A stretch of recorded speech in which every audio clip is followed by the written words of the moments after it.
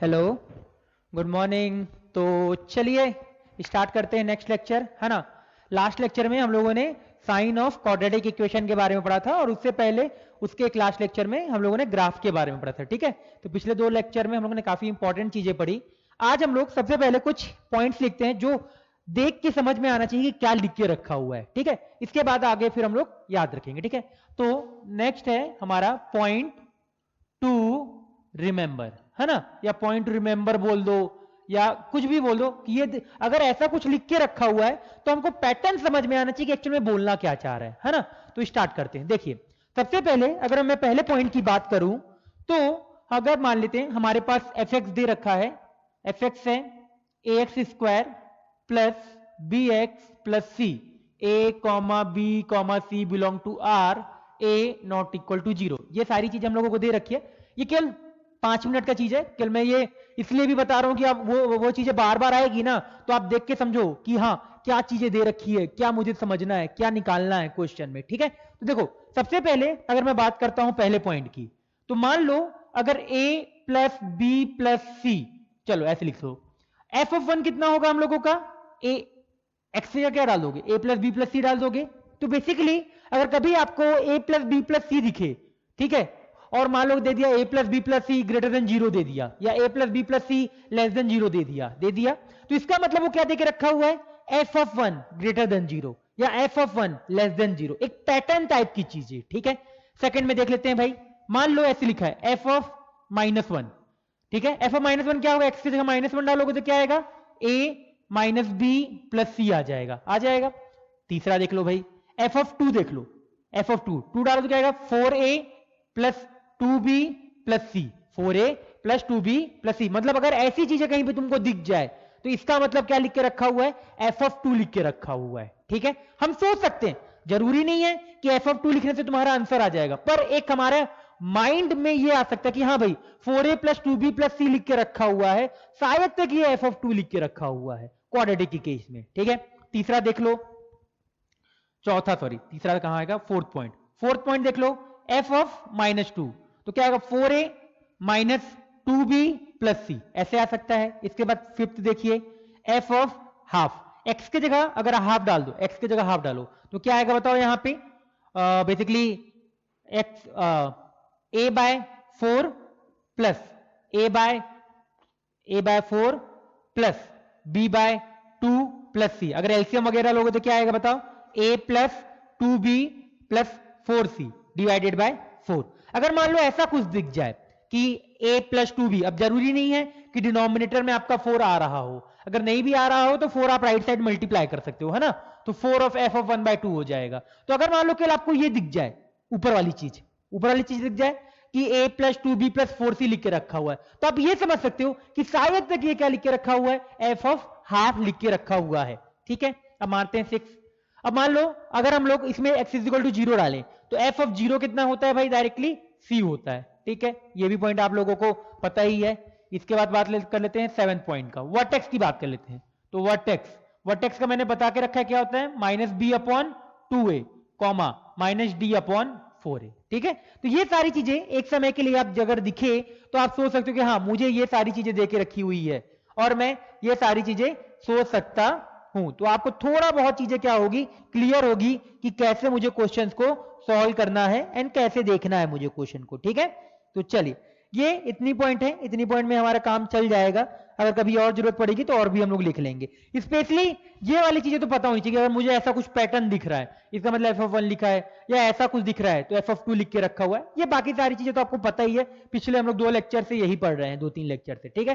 तो चलिए ये पॉइंट टू रिमेंबर वाली बात आपको समझ में आ गई होगी। अब मैं लास्ट लेक्चर का, हम लोगों ने बोला था कि नेक्स्ट लेक्चर में बहुत सारे क्वेश्चन करेंगे, तो अब मैं क्वेश्चन लिखता हूं, देन इसके बाद हम लोग क्या करेंगे, क्वेश्चन को सॉल्व करेंगे। आप ट्राई करिएगा वीडियो पॉज करके, मैं सारे क्वेश्चन लिख देता हूं एक बार, जितने भी मतलब क्वेश्चन है, फिर आप लोग पॉज करके ट्राई करिएगा कि मैं क्वेश्चन सॉल्व कर पा रहे हैं कि नहीं कर पा रहे हैं, फिर आगे आप सॉल्यूशन देख सकते हो, ठीक है। तो मैं क्वेश्चन लिख लेता हूं पहले, जिससे थोड़ा बहुत टाइम बच जाए हम लोगों का, देन फिर हम लोग आगे बढ़ते हैं।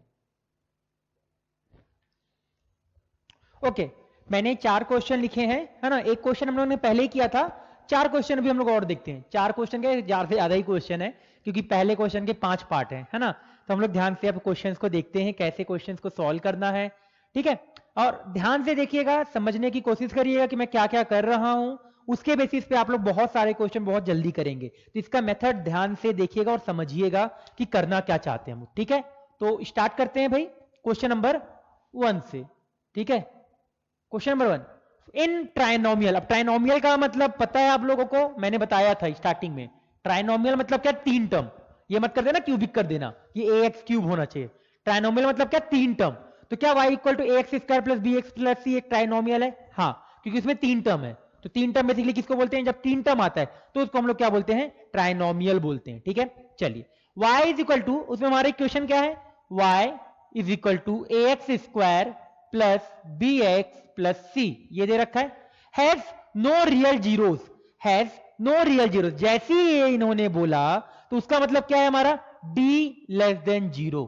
क्या उसका मतलब है हम लोगों का? बताओ, d लेस देन 0, ये समझ में आना चाहिए। हैज नो रियल जीरोस का मतलब कोई भी आपके रियल रूट्स नहीं है। अगर ये ax square plus bx plus c is equal to 0 होता तो, और नो रियल रूट्स की कंडीशन क्या होती है? d less than 0। इसके बाद हमको एक चीज और देखी रखिए, ये देखिए a plus B plus C less than 0। इसका मतलब क्या दे रखा है हम लोगों को? अभी मैंने आप लोगों को कुछ देर पहले बताया कि अगर मैं ऊपर वाली इक्वेशन में x इज इक्वल टू 1 डाल दूं, क्या डाल दूं? इसको अगर एक समय के लिए हम लोग fx भी बोल सकते हैं ना, fx भी बोल सकते हैं। तो अगर मैं x इज इक्वल टू 1 डाल दूं वहां पे, तो मुझे ये मिल जाएगा। तो क्या मैं ये बोल सकता हूं f ऑफ 1 लेस देन 0? क्या मैं ये बोल सकता हूं f ऑफ 1 लेस देन 0? चलिए, अब दो कंडीशन यहां पे मिली, इसके बेसिस पे मुझे ग्राफ देखना है। इसके बेसिस पे क्या देखना है मुझे? ग्राफ। तो मुझे ये समझ में आया कि d लेस देन 0 है, d लेस देन 0 है। इसके लिए दो केसेस है, d लेस देन 0 के लिए दो केसेस बन सकते हैं। या तो कर्व एकदम ऊपर चला जाए, या तो कर्व एकदम नीचे चला जाए, ये केस बन सकता है। अब मेरे को बताओ, x is equal to 1, x is equal to 1, एक कोई पॉइंट होगा y is equal to X square, basically इस कर्व के इसके ऊपर। अब मेरे को बताओ, अगर ये निगेटिव है तो ऊपर वाला कर्व लेंगे या नीचे वाला कर्व? नीचे वाला कर्व लेना पड़ेगा हम लोगों को। क्यों? क्योंकि अबव द एक्स एक्सिस, अगर ये एक्स एक्सिस है तो एक्स एक्सिस के ऊपर, एक्स एक्सिस के ऊपर, एक बार मैं चेक कर लेता हूं वहां तक आ रहा है, हाँ आ रहा है। एक्स एक्सिस के ऊपर क्या होता है? एक्स एक्सिस के ऊपर क्या होता है हम लोगों का? पॉजिटिव। और एक्स एक्सिस के नीचे क्या होता है? निगेटिव। पर ये बोल क्या रहा है हम लोगों को? एफ ऑफ 1 लेस देन 0 बोल रहा है। और अगर एफ ऑफ 1 लेस देन 0 है, इसका मतलब कर्व को कहां होना पड़ेगा? एक्स एक्सिस के नीचे होना पड़ेगा।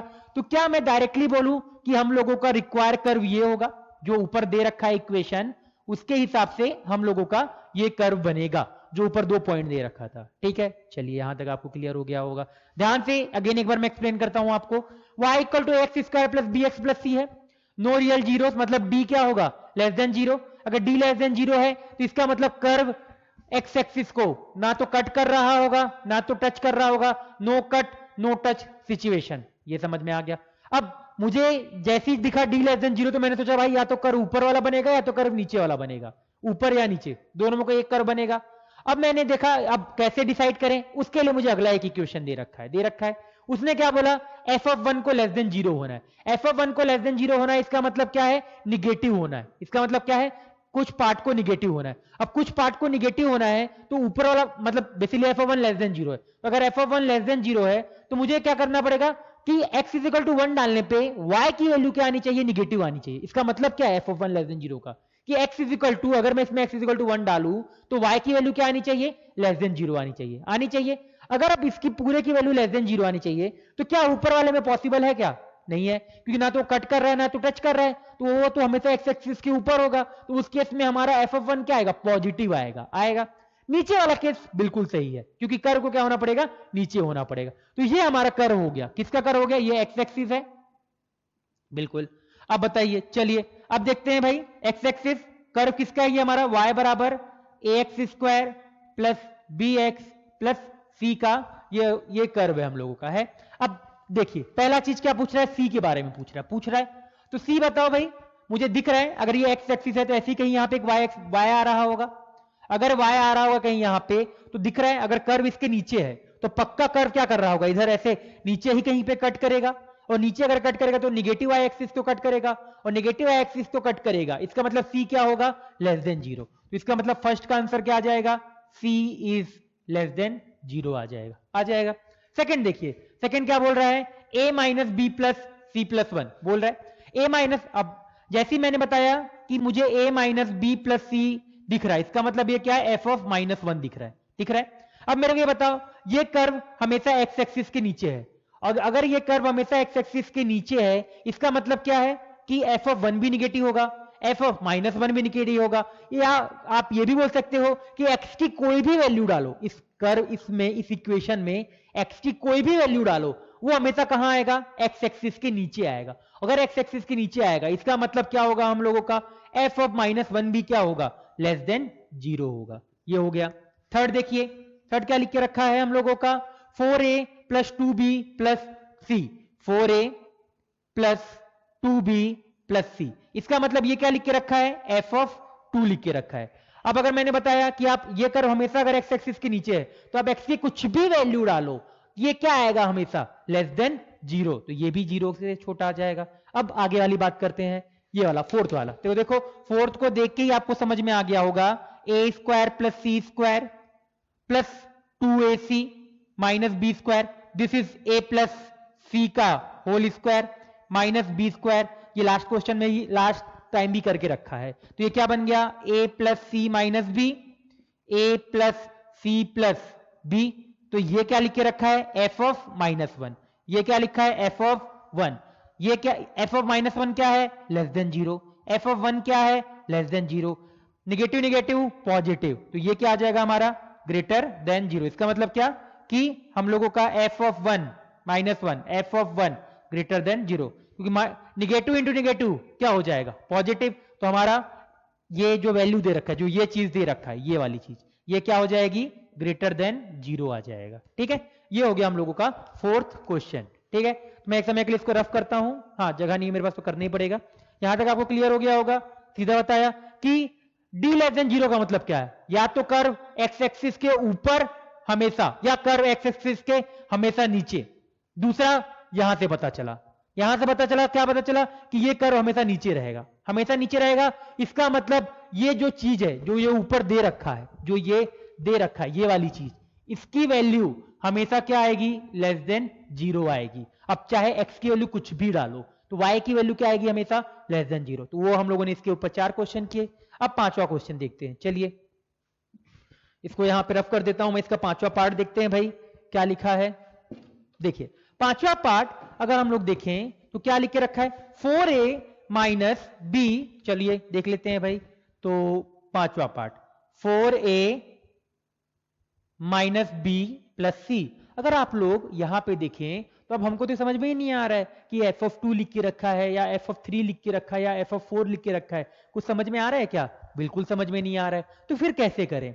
तो मेरे पास ये दिमाग आया कि एक काम करता हूं, 3a को अलग ले लेता हूं, बचे हुए को अलग लेता हूं, a माइनस बी प्लस सी अलग ले लिया। अब मेरे को देखो, अब ये देखो, ये क्या लिख के रखा हुआ है? f ऑफ माइनस 1 लिख के रखा है, बिल्कुल सही, प्लस 3a। अब मुझे कर्व देख के ये समझ में आ रहा है कि इसका जो कर्व में a क्या होगा? लेस देन 0 होगा ये लेस देन 0, क्योंकि कर्व क्या है? Downward parabola. अगर a लेस देन 0 तो 3a क्या होगा? निगेटिव। 3a क्या होगा? निगेटिव। और f ऑफ माइनस 1 भी क्या है? निगेटिव। तो अगर निगेटिव माइनस निगेटिव, ओवरऑल भी ये क्या आ जाएगा हम लोगों का? लेस देन 0 ही आ जाएगा। तो ये भी क्या होगा? निगेटिव ही होगा। ठीक है, तो ये चीजें हम समझ में आया कि ये क्वेश्चन को इस तरीके से करते हैं जब आप लोगों को ऐसी चीजें दे रखी। अब अगला क्वेश्चन देखते हैं। वो सारे क्वेश्चन देखने में बड़ा मजा आएगा करने में। देखो,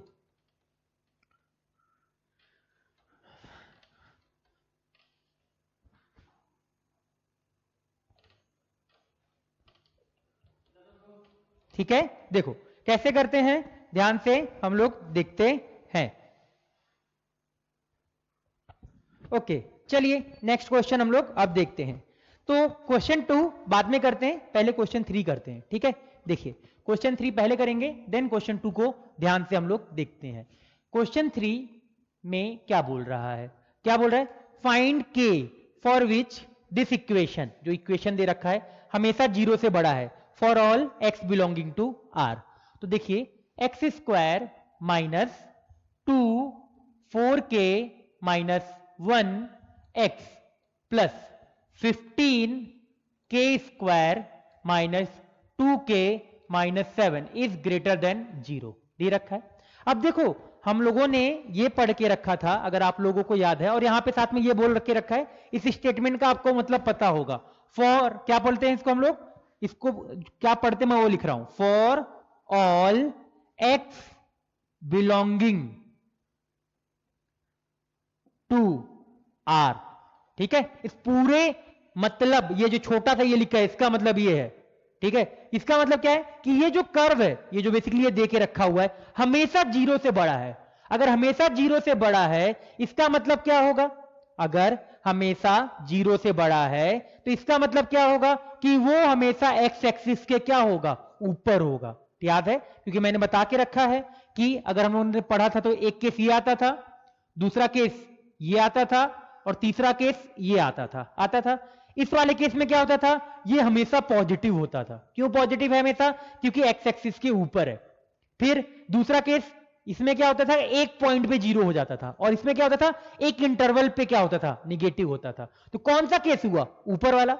अब दो केसेस होते थे ना, या तो ऊपर या तो हमेशा नीचे। तो हमेशा नीचे वाला केस तो नहीं करेंगे, क्योंकि उसने बोल के रखा है हमेशा ग्रेटर देन 0 है, बोल के रखा है। अगर हमेशा ग्रेटर देन 0 बोल के रखा है, इसका मतलब ये वाला केस बनेगा, बिल्कुल बनेगा। चलिए अब देखिए यहां पे हम लोग ध्यान से इसको अब लोग देखते हैं। कभी भी कोई क्वेश्चन सॉल्व कर रहे जा रहे हो तो हमेशा अगर ग्रेटर देन 0 दे के रखा हुआ है, दे के रखा है ग्रेटर देन 0, तो हमको क्या क्या देखना पड़ेगा। एक तो ये देखना पड़ेगा कि जो एक्स स्क्वायर का जो कोफिशिएंट है वो हमेशा पॉजिटिव होना चाहिए। हमेशा क्या होना चाहिए, पॉजिटिव। तो दिख रहा है पॉजिटिव है भाई, बिल्कुल दिख रहा है। आगे बढ़ते हैं अब। ठीक है, जैसे ही आगे मैं बढ़ा तो मुझे ये दिखा कि हमेशा अगर ये 0 से बड़ा है, अगर ये हमेशा 0 से बड़ा है, इसका मतलब पक्का ये चीज ऐसी बन रही होगी। अगर ये पक्का ऐसी चीज बन रही है तो क्या मैं डायरेक्टली बोल सकता हूं इसका डी क्या होगा, लेस देन 0 होगा। क्या बोल सकता हूं बताओ भाई, मैं इसका डी लेस देन 0 होगा। क्या बताया मैंने यहां पे, दोबारा सुनो, कि अगर x square minus 2k x plus ये दे रखा है, ग्रेटर देन 0 है।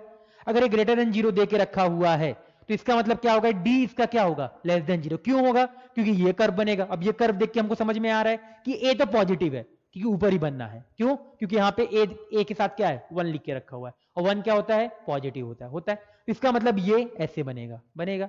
और दूसरा क्या बनेगा, डी लेस देन 0। अगर मान लो यहां पे के लिख देता, यहां पे क्या लिख देता, के लिख देता, तब हम लोग दो सॉल्व करते। तब हम लोग क्या करते, तब बोलते D less than 0 and coefficient of x square that is के ग्रेटर देन 0। ये दोनों का क्या लेते फिर हम लोग बाद में, इंटरसेक्शन लेते। ठीक है, दोनों क्या लेते हम लोग बाद में, फिर इंटरसेक्शन लेते। ठीक है, पर अभी ये वाला सॉल्व करने की जरूरत नहीं है। क्यों नहीं है सॉल्व करने की जरूरत, क्योंकि हमारा एक्स स्क्वायर का कोफिशिएंट क्या है, पॉजिटिव। तो इसका मतलब हम डायरेक्टली क्या बोलेंगे कि कभी भी अगर ऐसा इक्वेशन आ रहा है और एक्स स्क्वायर का अगर कोफिशिएंट पॉजिटिव है और वो हमेशा ग्रेटर देन 0 दे रखा है, इसका मतलब डी क्या होगा उसका, लेस देन 0। ये ग्राफ से भी आप देख सकते हो कि ये ग्राफ है, ये हमेशा क्या होना चाहिए, पॉजिटिव हमेशा होने के लिए क्या होना पड़ेगा, एक्स एक्सिस के ऊपर। अब एक्स एक्सिस के ऊपर होने के लिए क्या होना पड़ेगा, डी लेस देन 0। तो चलो भाई डी लेस देन 0 कर दे। तो डी लेस देन 0 करोगे तो क्या आएगा, माइनस डी होता क्या, पहले तो ये देखो, B square minus 4ac less than 0। तो चलो भाई वैल्यू रखो। तो जैसी वैल्यू रखोगे तो क्या आएगा बताओ, माइनस 2 4k माइनस 1 का whole square minus 4 15k square minus 2k minus 7 less than 0, यही आएगा। देखिए यहां से 2 का स्क्वायर 4 आएगा, तो ये 4 और ये 4 कॉमन निकाल सकते हैं। चलो अभी मत निकालो, बाद में देखेंगे, पहले लिख लो। ये क्या आएगा बताओ, 16k square plus 1 minus 8k minus 4 time 15k square minus 2k minus 7 less than 0।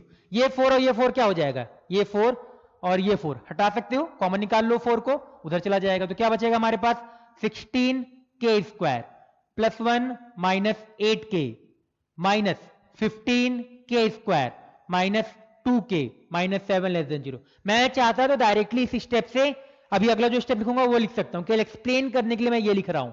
ठीक है, अगला 16k square minus 15k square के square minus 8k plus 2k -6k, फिर यहां 1 और यहां से -7 minus minus plus 8 9 less than 0, यही आएगा। एक बार दोबारा चेक कर लेते हैं। 16k square minus 15k square k square minus 8k plus 2k minus 6k, यहां से कितना आ जाएगा आपका 7 प्लस 1 8 होगा, मैंने 9 गलती से लिख दिया, तो ये 8 आ जाएगा, आ जाएगा। ठीक है, चाहता तो डायरेक्टली इस स्टेप से इस स्टेप पे आता, बस एक्सप्लेन करने के लिए मैंने एक्स्ट्रा लिखा। अब दिख रहा है फैक्टर है, किसके factor, k minus 2 k minus 4 less than 0, less than 0 मतलब क्या, बिटवीन द रूट, तो k बिलोंग टू 2 से 4, मतलब मैं k की वैल्यू 2 से 4 के बीच लूं तो हमारा जो ये इक्वेशन होगा वो क्या होगा, हमेशा 0 से बड़ा होगा। अब अगर मेरे को मान लो इसी क्वेश्चन को इंटीजर टाइप बनाना होता ना, तो इंटीजर टाइप भी मैं बना देता। कैसे बनाता इंटीजर टाइप, मैं बोलता find the integral value of k, find the integral value of k for which this equation is always greater than 0। तो मुझे देख के समझ में आ गया कि भाई k की वैल्यू 2 से 4, मेथड सेम होगा, उसमें भी मेथड सेम होगा सॉल्व करने का, कि find the integral value of k for which this equation will be always greater than 0, method same. यहां तक आओगे, इसके बीच में इंटीग्रल वैल्यू कितनी लाई कर रही है, केवल एक इंटीग्रल वैल्यू लाई कर रही है, that is k is equal to 3, तो उस केस में हमारा आंसर क्या होता, 1 होता। ठीक है, ये समझ में आना चाहिए। तो ये भी बोलता find the integral value of k, तो इंटीग्रल वैल्यू ऑफ k क्या होती है, k इज इक्वल टू 3, समझ में आ गया। उसमें बोलते हैं find the number of integral value of k, तो वहां पे k इज इक्वल टू कितना होता, वहां पे k इज इक्वल टू 3 आता, पर नंबर ऑफ इंटीग्रल वैल्यू कितनी आए, 1 आया। ठीक है, तो ये हो गया क्वेश्चन नंबर हम लोगों का 3rd। चलिए अब आगे बढ़ते हैं हम लोग, है ना। तो सबसे पहले हम लोग देखते हैं क्वेश्चन नंबर, हाँ कौन सा देखें आप इसके लिए, चलिए क्वेश्चन नंबर 2 देखते हैं। देखें क्वेश्चन नंबर 2, तो क्वेश्चन नंबर 2 जैसे ही मैं सॉल्व करने गया तो मुझे क्या दिखता है, ध्यान से आप लोग देखिएगा। तो क्वेश्चन नंबर 2 देखिए, तो क्वेश्चन नंबर 2 अगर मैं सॉल्व करने जाऊं तो ध्यान से आप लोग यहां पे समझिएगा कि मैं क्या एक्सप्लेन कर, बेसिकली क्या बोल रहे हैं, for what value of this inequality, inequality मतलब क्या, इसने यहां पे क्वेश्चन में कहीं मेंशन नहीं करके रखा हुआ है कि ये क्वाड्रेटिक इक्वेशन है, याद रखिएगा क्वेश्चन में कहीं भी मेंशन नहीं है कि ये एक क्वाड्रेटिक इक्वेशन है। ठीक है, चलिए अभी के लिए इस वाले को क्वाड्रेटिक बोल देते हैं, अगला क्वेश्चन हम लोग समझेंगे। तो मैं क्वेश्चन को थोड़ा सा चेंज कर रहा हूं। ठीक है, for what value of a quadratic inequality, quadratic inequality, ठीक है, क्वाड्रेटिक इनइक्वलिटी बोल दिया है ना। अभी मैं समझ में आएगा इसका मैं क्या बोलना चाहता हूं आपको। देखो क्वेश्चन थोड़ा सा मैंने चेंज कर दिया, कोई फर्क नहीं पड़ेगा उससे। देखो यहां पे जैसे ही इन्होंने ये चीज बोला ना, आपको यहां पे ये समझना चाहिए कि इन्होंने बोला क्या है, for what value of quadratic inequality ax square plus 2ax plus half greater than 0। ठीक है, ये दे रखा है for all x belonging to r। चलो एक काम करते हैं, दोनों क्वेश्चन सॉल्व करेंगे। क्वेश्चन नंबर 2 ये लिख लेते हैं, क्वेश्चन नंबर 2 हमारा पहले क्या था, केवल इनइक्वलिटी था ना, तो क्वेश्चन नंबर 2 को पहले इनइक्वलिटी लिख देते हैं। चलो, और एक और क्वेश्चन इसी को बना लेते हैं, क्वेश्चन नंबर 5, उस क्वेश्चन को बना लेते हैं, for what value of A for which quadratic inequality, quadratic inequality ax square plus 2ax plus half is greater than 0 for all x belonging to r। तो आपको इस क्वेश्चन को ज्यादा अच्छे से समझ में आएगा। एक में अब देखो क्वेश्चन नंबर, एक काम, क्वेश्चन नंबर तो मैं रफ कर देता हूं कुछ चीजों को, क्वेश्चन 3rd कर चुके हैं तो इसको रफ कर देते हैं। पहले मैंने ये रफ कर दिया, फिर ये वाला को भी रफ कर देते हैं एक समय के लिए। ठीक है, चलिए अब देखिए यहां पे अगर आप क्वेश्चन नंबर 3 और क्वेश्चन नंबर 4 बाद में करते हैं, अभी पहले क्वेश्चन नंबर 3 और क्वेश्चन नंबर 5 देखते हैं। क्वेश्चन नंबर 3 और क्वेश्चन नंबर, अगर क्वेश्चन नंबर 2 और क्वेश्चन नंबर अगर 5 को अगर आप लोग ध्यान से देखो तो केवल एक वर्ड में का दोनों क्वेश्चन में डिफरेंस है, केवल एक वर्ड का दोनों क्वेश्चन में डिफरेंस है। क्या डिफरेंस है, ये वाला बोल रहा है क्वाड्रेटिक इनइक्वलिटी और ये क्या बोल रहा है, केवल इनइक्वलिटी। ठीक है, ये चीज का फर्क है। अब उस फर्क से क्या आता है, हम लोग ये चीज को ध्यान से देखेंगे। ठीक है, तो पहले करते हैं, देखो ध्यान से देखना, मैं पहला वाला क्वेश्चन कर रहा हूं। For what value of A inequality, मैंने याद है स्टार्टिंग में बोला था कि अगर क्वेश्चन में क्वाड्रेटिक इनइक्वलिटी, अगर क्वाड्रेटिक वर्ड ना लिख के रखा हो तो हमको केसेस बनाने पड़ते हैं। क्या करना पड़ता है? केसेस। क्या केस बनेगा यहां पे? केस 1, अगर आपका ए 0 हो जाए, और केस 2, अगर आपका ए नॉट इक्वल टू 0 हो जाए। ठीक है, अगर ए आपका 0 हो गया तो वो इक्वेशन क्या रह जाएगा? क्वाड्रेटिक नहीं रह जाएगा। और उसने क्वेश्चन में कहीं बोला भी नहीं है, क्वेश्चन में कहीं पे बोला है क्या कि ये क्वाड्रेटिक इनइक्वलिटी है? नहीं, कहीं नहीं बोला है। तो हमको ए के बारे में सोचना ही पड़ेगा, ए के बारे में देखना ही पड़ेगा कि ए आपका क्या है। तो इस केस में दो चीज है, या तो ए आपका 0 हो जाएगा, या दूसरा क्या बन सकता है? ए नॉट इक्वल टू 0 बन सकता है, बन सकता है ये चीज है। अगर मान लो, पहला सॉल्व करते हैं, अगर ए आपका 0 है तो ये 0 हो गया, ये 0 हो गया, क्या आएगा बताओ? Half greater than 0। इसका मतलब क्या ये स्टेटमेंट सही है? सही है। तो इसका मतलब क्या आएगा यहां से? x belonging to r। इस वाले से तो हमारा a बिलोंगिंग टू r आ जाएगा। ठीक है, तो ये तो हो गया हम लोगों का इसके हिसाब से वाला पार्ट। अब बात करते हैं ये कि अगर आपका मान लो, ये ध्यान से समझिएगा, अब पता है क्वेश्चन नंबर 5 जो है ना, उसमें ये वाला केस नहीं बनेगा, उसमें केवल डायरेक्टली ये वाला रहेगा। वहां हमको दिखने की ही जरूरत नहीं है कि आपका कोफिशिएंट ए क्या है। ठीक है, यहां पे क्यों देखा? क्योंकि उन्होंने इनइक्वलिटी वर्ड बोल के रखा हुआ है। अगर यहां पे इनइक्वलिटी की जगह, जैसे यहां पे 5th क्वेश्चन में क्वाड्रेटिक इनइक्वलिटी बोला है, तो उस केस में हम केवल क्या करेंगे? केस 2 सॉल्व करेंगे। ठीक है, याद रखिएगा, ये केवल क्वेश्चन नंबर 5th के लिए अगर देखा जाए तो केवल केस 2 सॉल्व करेंगे, है ना। केस 1 किसके लिए होगा? Question number 2, case 1 plus case 2 question number 2 के लिए। क्यों? क्योंकि वहां क्वाड्रेटिक इनइक्वलिटी नहीं बोला है। ठीक है, चलिए केस 2 की बात करते हैं। ए नॉट इक्वल टू 0, अगर ए 0 के बराबर नहीं है तो हमारे पास डायरेक्टली इक्वेशन है ax² plus 2ax plus half greater than 0 for all x belonging to r। अब मेरे को ये बताओ, अगर यहां पे, अगर आप लोग ध्यान से अगर इस चीज को देख रहे हैं कि हम लोगों ने ये पढ़ा है, इसका मतलब क्या लिख के रखा है? y। बेसिकली जो y है, कोई भी वैल्यू अगर x की वैल्यू डालो, वो हमेशा 0 से बड़ा है, हमेशा क्या है? 0 से बड़ा है। For all x belonging to r, for all x belonging to r, ये दे रखा है। अब इसके लिए क्या क्या सॉल्व करना पड़ेगा? हमको ये देखना पड़ेगा। तो मैंने बता के रखा था, आप लोगों को याद हो कि अगर आपका a greater than 0 and d less than 0 हो, तो उस केस पे y क्या होता है? Greater than 0। और अगर a लेस देन 0 हो और d भी लेस देन 0 हो, तो उस केस में क्या होता है? y लेस देन 0 होता है। तो इसका मतलब ये वाला केस आया। इस केस में क्या करना पड़ेगा कि y ग्रेटर देन 0, y क्या है आपका? ग्रेटर देन 0 बोल रहा है, ये चीज ग्रेटर देन 0 बोल रहा है। तो इसका मतलब हमको क्या सॉल्व करना पड़ेगा? ये वाली चीज, हमको a को भी 0 से बड़ा बनाना पड़ेगा एंड d को भी लेस देन 0 करना ही पड़ेगा। तो इसका मतलब क्या है? a greater than 0 and d less than 0, दोनों केस हमको देखना पड़ेगा। अगर हम दोनों को देखेंगे तभी हमारा क्या होगा? आंसर आएगा। ठीक है, चलिए आगे बढ़े। तो जैसे ही गए तो चलिए यहां से देखते हैं। एक सेकंड, मैंने यहां पे कुछ क्या किया? ओके सर, यहां a बिलोंग टू r नहीं आएगा, यहां a इज इक्वल टू 0 आएगा।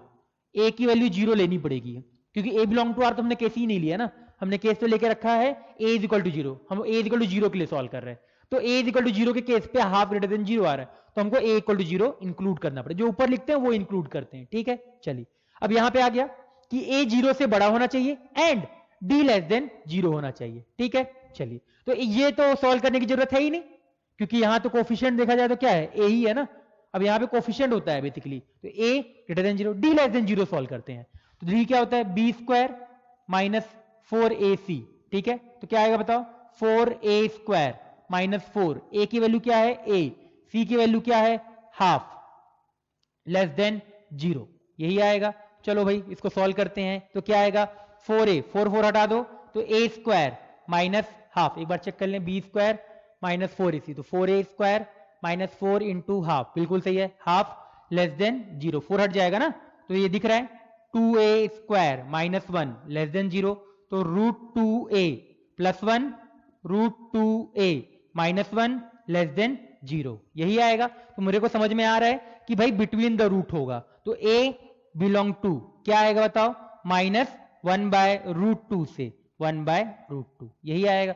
बट हमने बोल के रखा है कि ए को क्या होना पड़ेगा, 0 से बड़ा होना पड़ेगा। दोनों के बीच हमेशा क्या होता है, इंटरसेक्शन। तो ए अगर 0 से बड़ा है तो इसका मतलब इसको 1 मान लो, इसका मान लो क्या बोल दिया 2, सॉरी इसको 2 क्यों बोल रहा हूं, इसको 2 बोलना पड़ेगा। तो हम क्या लेंगे 1 इंटरसेक्शन 2।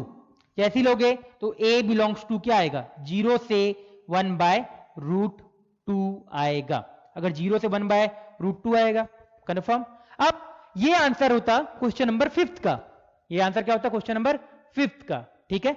अब बट हमारा क्वेश्चन नंबर 2 है, ये क्वेश्चन नंबर 5 का आंसर है, ये समझ में आना चाहिए आपको, ठीक है। तो ये क्वेश्चन नंबर 5 का आंसर है। अब बट हम लोगों को केसेस बनाए हैं दोनों के, और केसेस के बीच हमेशा क्या लेते हैं, यूनियन। तो ये आएगा थर्ड और ये आएगा आपका फोर्थ, तो आएगा थर्ड यूनियन फोर्थ। तो ए बिलोंग टू 0 से 1 बाय रूट 2, ये होगा हमारा फाइनल आंसर। बहुत सारे बच्चे यहां तक आंसर लिख के छोड़ देते हैं और सोचते हैं कि हमारा आंसर करेक्ट है, बट अगर वो इनइक्वलिटी लिख के रखा हुआ है, इनइक्वलिटी, तो ये आंसर होगा। तो मैं यहां फाइनल आंसर लिखता हूं for question number 2, A belong to 0 से 1 बाय रूट 2, ठीक है, फॉर क्वेश्चन नंबर 5। ये हमारा दोनों का आंसर है, ठीक है। यहां पे याद रखिएगा ये दोनों केस इंपॉर्टेंट है, क्यों, क्योंकि ए को 0 से बड़ा होना पड़ेगा, क्योंकि ए के बारे में उसने कमेंट पास नहीं किया है, और डी को क्योंकि हमेशा ग्रेटर देन 0 है तो डी को क्या होना पड़ेगा, लेस देन 0। और दोनों के बीच क्या आएगा, इंटरसेक्शन, क्योंकि दोनों को एक साथ होना है, अलग अलग नहीं होना है। तो उसको यहां तक हम लोगों ने सॉल्व किया, ठीक है। क्वेश्चन को ध्यान से देखिएगा, समझिएगा, तब आपको अच्छे से क्लियर होगा चीजें। चलिए अब आगे बढ़ते हैं।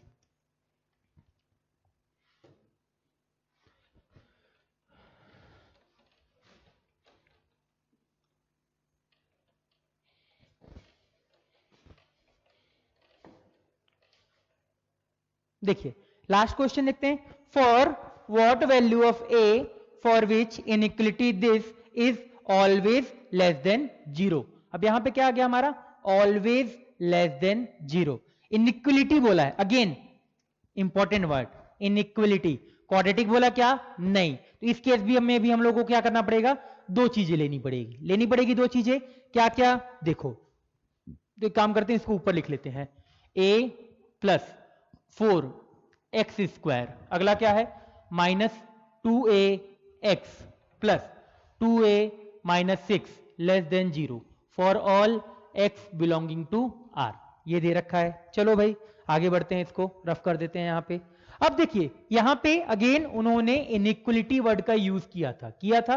तो मैंने बताया है अगर इनइक्वलिटी वर्ड का यूज किया हुआ है, अगर क्वेश्चन में क्वाड्रेटिक नहीं बना है, तो हमको दो केसेस देखने, हमको क्या करना पड़ेगा, अलग अलग देखना पड़ेगा। एक बार कोफिशिएंट ऑफ एक्स स्क्वायर को 0 के बराबर करके देखना पड़ेगा, और दूसरी बार कोफिशिएंट ऑफ एक्स स्क्वायर को क्या करना पड़ेगा, नॉट इक्वल टू 0। तो यहां से क्या आएगा, a प्लस 4 0 के बराबर, केस 1। अगर a प्लस 4 0 के बराबर है तो यहां से क्या आएगा, a is equal to minus 4 आएगा। चलो भाई a is equal to minus 4 डालो एक, तो ऊपर ये क्या हो गया 0 माइनस, यहां क्या आ जाएगा बताओ, 8x प्लस माइनस 4 डालो तो माइनस 8 माइनस 14 लेस देन 0। तो इसको उस तरफ ले जाओ, तो अगर यहां पे अगर आप देखो माइनस से मल्टीप्लाई कर दो, तो 8x प्लस 14 ग्रेटर देन 0, तो x greater than minus 14 by 8, तो x greater than minus 7 by 4। But यहां पे प्रॉब्लम क्या है कि ये वाला हम लोग आंसर ले ही नहीं सकते, a इक्वल टू माइनस 4। क्यों नहीं ले सकते, क्योंकि for all x belonging to r होना चाहिए। क्या यहां पे for all x belonging to r आया, क्या नहीं आया। यहां पे क्या है, x के एक इंटरवल के लिए ये स्टेटमेंट सही हो रहा है। अगर ये x के एक इंटरवल के लिए सही हो रहा है, इसका मतलब ये केस नहीं हो सकता। क्यों नहीं हो सकता, अगर मान लो सॉल्व करते और यहां पे आ जाता कि 7/4 इज ग्रेटर देन 0, तब हम लोग a is equal to minus 4 को इंक्लूड कर लेते। बट क्या इस केस में हम लोग a is equal to minus 4 को इंक्लूड करेंगे, क्यों नहीं करेंगे, क्योंकि x का एक इंटरवल पे ये जो चीज है सही है। बट क्वेश्चन में क्या बोल के रखा है, for all x belonging to r, ठीक है। चलो अब आगे बढ़ते हैं, यहां पे बढ़े, जैसी अगला क्या आएगा, केस 2। जैसी केस 2 आया, a plus 4 not equal to 0, ये वाला केस है हम लोगों का। कि a प्लस 4 अगर आपका 0 के बराबर नहीं है। अगर ये 0 के बराबर नहीं है तो सीधी सी बात है, अगेन वही सेम चीज याद करो, a greater than 0, d less than 0, y क्या आता है, ग्रेटर देन 0 आता है, फिर a less than 0, d less than 0, तो y क्या आता है, लेस देन 0 आता है। मतलब कौन सा केस, ये वाला, कि अगर इस क्वाड्रेटिक इक्वेशन की वैल्यू हमेशा 0 से छोटी है तो आप ग्राफ भी ड्रॉ कर लो। अगर ये केस अगर आपको याद भी नहीं है ना तो आप ग्राफ करके भी देख सकते हो। कैसे ग्राफ, देखो कि अगर आपका ये वैल्यू हमेशा 0 से छोटी है तो इसके नीचे होना पड़ेगा। अगर अब इसके नीचे होना है, अगर इसके नीचे होना है तो इसके लिए coefficient of x square that is this one, उसको क्या होना पड़ेगा, a प्लस 4 को लेस देन 0 होना पड़ेगा। एंड दूसरा केस क्या बनेगा, जब ये एक्स एक्सिस को कट ही नहीं कर रहा है ना तो टच कर रहा है, तो दूसरा केस क्या बनेगा, d लेस देन 0। उस वाले पे भी आप कर सकते थे, सेम चीज कर सकते थे। चलिए तो यहां पे क्या आएगा, a माइनस 4 से छोटा होना चाहिए, और याद रखिएगा एंड होगा क्योंकि एक साथ होना चाहिए, अलग अलग नहीं होना चाहिए। अब d लेस देन 0 करो तो 2a का whole square minus 4 time minus 4 ac a plus 4 multiply 2a minus 6 less than 0। चलो भाई आगे सॉल्व करें इसको, तो क्या आएगा बताओ, यहां से 4a स्क्वायर, आगे आ जाओ यहां मल्टीप्लाई करते हैं, माइनस 4 टाइम मल्टीप्लाई कर लो तो 2a स्क्वायर यहां से आ जाएगा, माइनस 6a प्लस 8a तो प्लस 2a बचेगा, मल्टीप्लाई करो 8a माइनस 6 से, फिर यहां से क्या आ जाएगा, माइनस 24 लेस देन 0। सॉल्व करें तो माइनस 8 तो कितना आ जाएगा, माइनस 4a स्क्वायर, माइनस से मल्टीप्लाई कर दो, minus 2a plus sorry minus 8a हो जाएगा ना यहां से, माइनस 8a मल्टीप्लाई 4 इंटू कितना आ जाएगा, प्लस 96 लेस देन 0, यही आएगा। तो देख लो भाई क्या आ रहा है, यहां से आपको समझ में आ रहा है, 4 हटा दो, माइनस 4 हटा दोगे तो a square minus 2a plus a square minus हटाया ना तो a square plus 2a minus 24 greater than 0।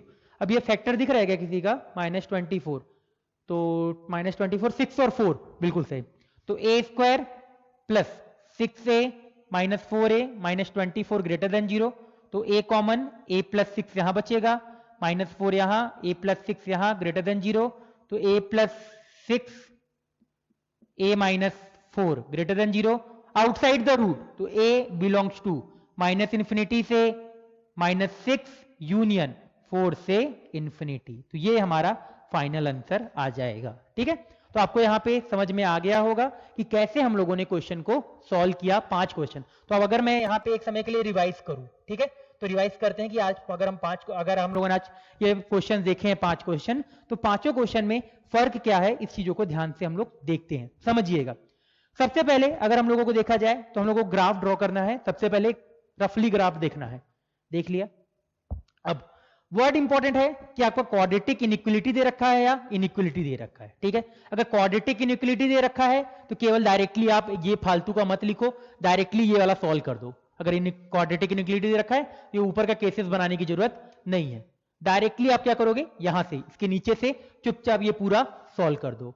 अगर आपका इनइक्वलिटी लेके रखा है तो हम लोगों को देखना पड़ेगा कि आपका कोफिशिएंट ऑफ एक्स स्क्वायर 0 के बराबर भी हो सकता है और नॉट इक्वल टू 0 हो सकता है। अगर 0 के बराबर है तो उसके लिए हम लोगों ने सॉल्व किया, ठीक है, ये कर लिया। लास्ट वाले केस में क्या था कि ट्रू स्टेटमेंट आया था तो हम लोगों ने a इक्वल टू 0 को सिलेक्ट कर लिया था, पर ये हमेशा ट्रू नहीं होगा, पर ये जो a इक्वल टू -4 है वो उसके लिए x की वैल्यू हमेशा ट्रू नहीं आई। अगर हमेशा ट्रू नहीं आई तो हम लोग उसको सिलेक्ट नहीं करेंगे। फिर आ जाओ केस 2, केस 2 में क्या किया, ग्राफ ड्रॉ करके दिया। लास्ट वाले में क्या देखा था कि उसमें आ रहा था ग्रेटर देन 0 आ रहा था, तो ग्रेटर देन 0 अगर y की वैल्यू हो तो उसका ग्राफ ऐसा बनेगा, उस ग्राफ को अगर ये ऐसा बनेगा तो इसके लिए दिख रहा है अपवर्ड पैराबोला, तो a को 0 से बड़ा होना पड़ेगा एंड d को 0 से छोटा होना पड़ेगा। अब इस वाले केस में क्या है कि ये हमेशा 0 से छोटा है।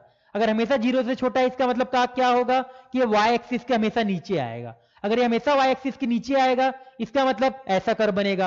अब इस कर्व के लिए मैं क्या बोलूंगा कि इसका जो एक्स स्क्वायर का कोफिशिएंट है वो लेस देन 0 होगा और d भी क्या होगा साथ में लेस देन 0 होगा। तो दोनों को मैंने क्या किया, यहां से इसको सॉल्व किया। अब हमारा यहां तक तो हम लोग पहुंच गए थे। अब इसका हम लोग फाइनल इंटरसेक्शन लेंगे, क्योंकि ये आंसर नहीं है, ये फाइनल आंसर नहीं है, ये तो पूरा आंसर आया। इंटरसेक्शन लेना पड़ेगा इसके साथ। ये मान लेते हैं 1, ये मान लेते हैं 2, तो 1 इंटरसेक्शन 2। अब जैसे ही अगर 1 इंटरसेक्शन 2 लोगे तो दिख रहा है -4 से छोटा होना है, और वो बोल रहा है -∞ से -6 होना है। तो ये दोनों क्या बोलेंगे कि -∞ से -6 हो जाए। तो A belong to, final answer आएगा -∞ से -6। यही क्या है हम लोगों का आंसर, ये फाइनल आंसर। ठीक है। अब बहुत बार बार ऐसा केसेस नहीं देगा, वो मोस्ट ऑफ द टाइम क्या करता है कि जो एक्स स्क्वायर का कोफिशिएंट होता है ना, उसके बारे में कमेंट पास कर देता है, या तो 1 होगा या -1 तो बता देगा। तो फिर उस केस में भी ऐसा अलग से ये लिखने की जरूरत नहीं पड़ती है। बट अगर पता ना हो तो हमको दोनों देखना पड़ेगा कि ये <0 और साथ में d <0, तो दोनों देखना पड़ेगा। अगर ये हमेशा 0 से छोटा है और अगर ये हमेशा 0 से बड़ा है तो ये कर्व ऊपर जाएगा, तो उस केस में कॉनकेव अपवर्ड होगा, तो ये वाला चीज 0 से बड़ा हो जाएगा, और ये तो हमेशा d 0 से छोटा ही होगा। ठीक है।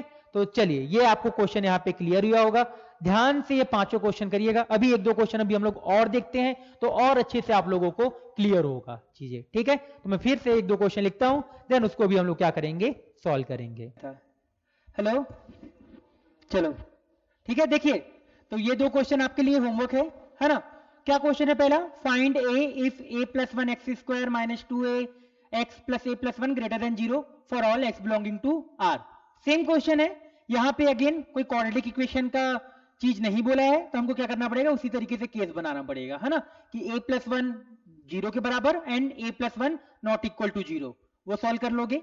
फिर दूसरा क्वेश्चन है, find the value of p for which both root of this equation are real. अब यहां पे जैसे ही यहां पे इन्होंने बोथ रूट बोला ना, इसका मतलब क्या है, ये क्वाड्रेटिक इक्वेशन दे के रखा है। इसका मतलब क्या, जैसे बोथ रूट बोला ना, तो बोथ रूट बोलने का मतलब क्या है कि p - 3 आपका 0 के बराबर नहीं होगा। ठीक है।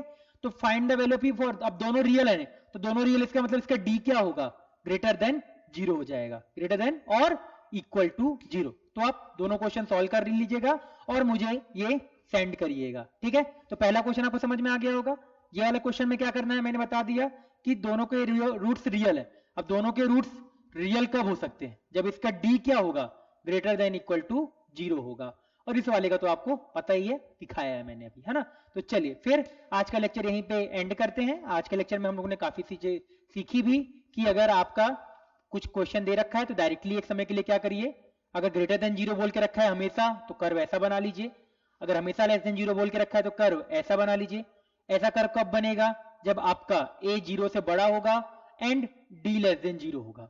और ये कब बनेगा, जब आपका a लेस देन 0 होगा एंड d लेस देन 0 होगा। तो ये दो इसके हेल्प से बना सकते हो, और चाहो तो याद करना चाहो तो याद भी कर सकते हो। ये आपके ऊपर टोटली डिपेंड करेगा कि कैसे आपको सॉल्व करना है। ये दोनों क्वेश्चन आप लोग मुझे सॉल्व करके भेजिएगा। तब तक के लिए बाय बाय, मिलते हैं फिर नेक्स्ट लेक्चर में।